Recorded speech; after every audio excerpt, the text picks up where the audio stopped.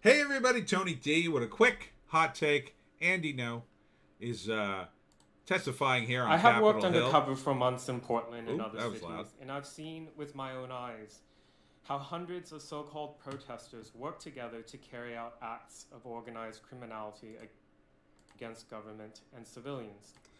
Yeah, what Andy talks about in this video, I can't play at all, is they're divided into different groups like the medics, street medics, the guys who do the vandalism, the guys who monitor the police. So, they're not organized officially, but they are organized. And they use encrypted chat apps, which, during the Edward Snowden era, there was a lot of talk about how much the government was drilling down and surveilling you. And then that just kind of just went away. I think the likely solution, and this is, a bit conspiratorial, but to me it makes the most sense. Part of the reason the CIA is good at its job is, to be a spy you have to be very very sneaky. So one of the sneaky ways to monitor communication that you don't have the encryption for is to actually supply the app. So it's possible. I have no proof of this. I'm merely speculating, but um, to me, it would make a lot of sense that the intelligence community would simply create their own app and sell it to people and let people, you know, use encrypted communication that they can monitor at any time. And sure, they would be doing horrible things over there. And the idea would be you could use it to know what was going on, but you couldn't use it to act on information. What you'd have to do is use the information to then find the weakness in the organization or whoever you were monitoring. So then you could go right to that area and pretend to discover other evidence, right? Or you could push local police in the right direction. So I suspect that they're doing something similar with Antifa. That is, if they haven't just cracked the encryption anyway and they're secretly monitoring it.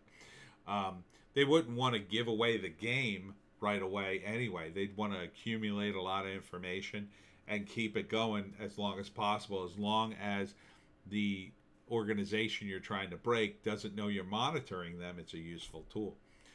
But Andy goes on here to talk about or to retweet post millennial article. Far left congressional candidate Joshua Collins gets fewer votes than a dead candidate.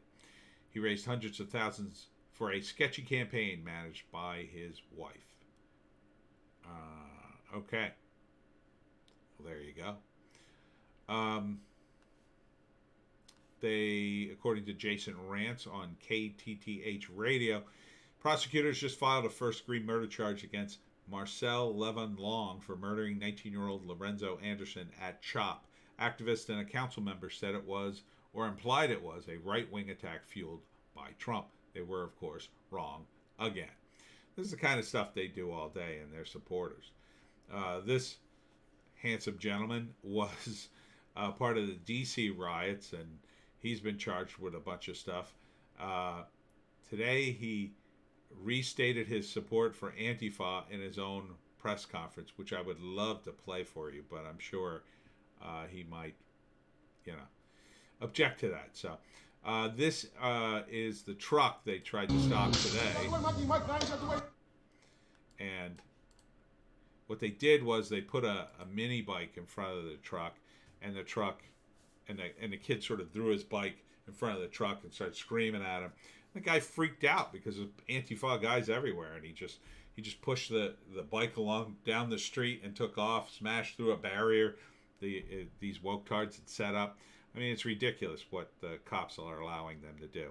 They should go in and arrest all of them. They should arrest them. You can't block a street. That's dangerous.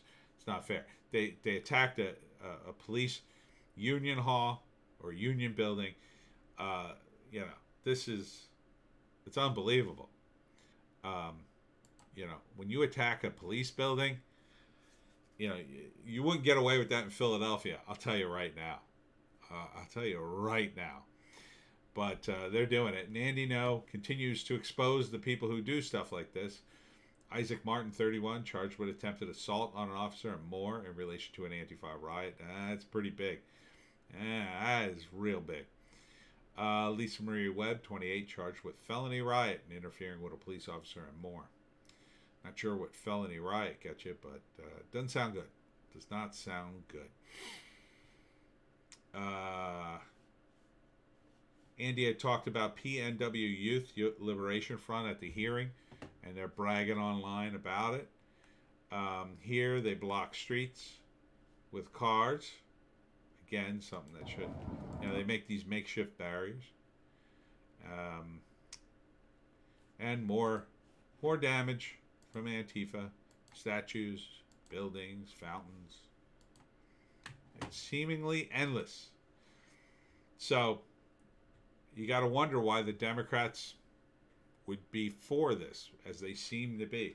Why they continue to deflect about Antifa instead of condemning the violence, which they should. I mean, it's an easy political play. Oh, I condemn violence. I absolutely condemn this violence. It's an easy win, but they can't do it. So, anyhow, check out Andy No's Twitter feed because if you're into any of this stuff, he's got the 411, homies. I am so tired. I am too tired to be making videos.